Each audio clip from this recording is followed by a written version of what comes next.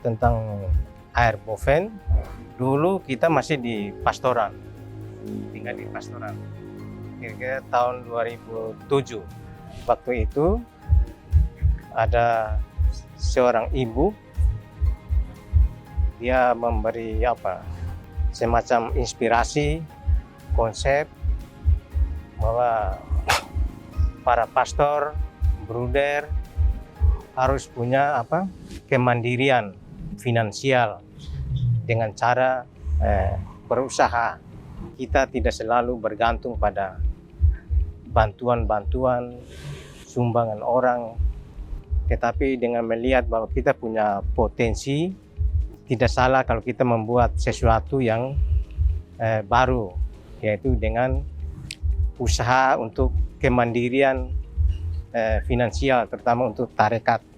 Di situ mulai muncul ide bagaimana kita membuat usaha apa.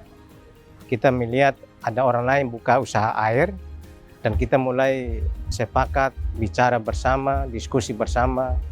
Di situ karena banyak mendukung dari komunitas MSM Merauke, teman-teman mendukung. Romo Sukis dengan segala kemampuannya, sumber dana, dan juga terutama sumber pemikiran, konsep, inspirasi, itu yang kita butuhkan. Bahwa modal tidak selamanya uang. Dengan pemikiran itu kita bisa membentuk usaha dan itu menghasilkan uang. Karena itu untuk kepentingan bukan untuk diri saya, tapi kepentingan untuk tarekat, serta kepentingan pelayanan kepada umat.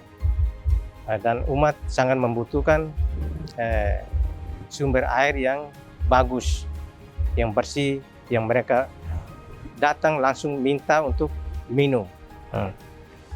Dan hasil dari sini yaitu semua untuk kepentingan tarekat, tidak ada untuk kepentingan pribadi di sini. Sejak awal itu sekitar 4, dan sekarang dengan bertambahnya omset, semakin banyak pelanggan, karyawan semakin banyak. Sekarang karyawan sekitar 10 orang. Karena faktor pertama karena kualitas air yang kita selalu pertahankan. Kita tidak hanya sekedar cari untung, tapi kita pelayan, membuat orang menikmati. Kebanyakan orang-orang tidak mampu di sini. Di Asiki itu sebenarnya setelah berapa tahun dari sini sudah buka. Secara umum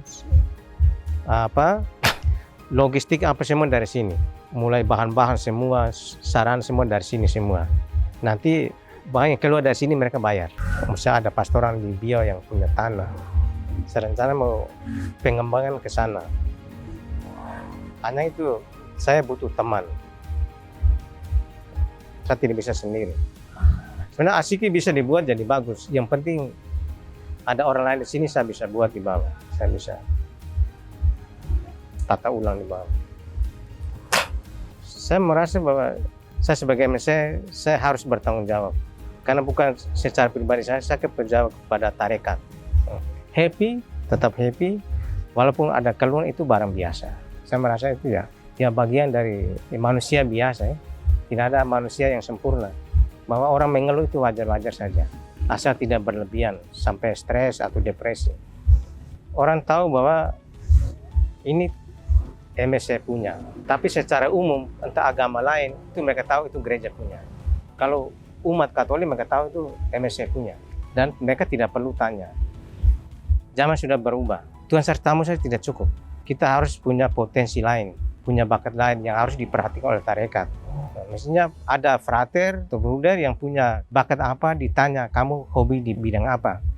Mau di bidang pertanian kah, peternakan, manajemen bisnis, itu harus ada sisipan di situ. Karena itu sebagai untuk pribadi dan juga untuk tarekat. Bahwa besok-besok jadi pastor paroki bukan hanya Tuhan sertamu di sana selesai, tidak. Kita tidak selalu mengharapkan orang bantu kita. Tidak harus selalu kita punya mental selalu proposal. Potensi kita banyak. Makanya saya mau itu pembinaan di MSC Muda disisipkan dengan bidang-bidang lain. Dan itu kebutuhan tarekat.